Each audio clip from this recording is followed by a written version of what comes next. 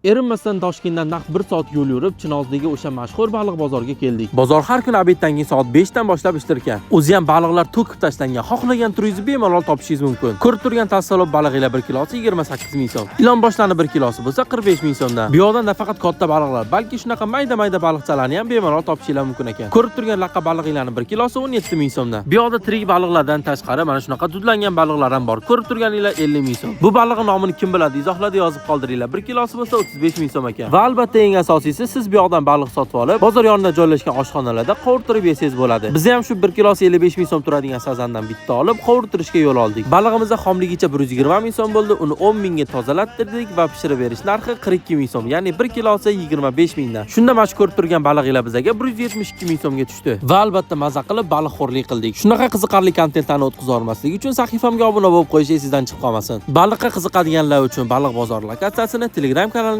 joylab qo'ydim.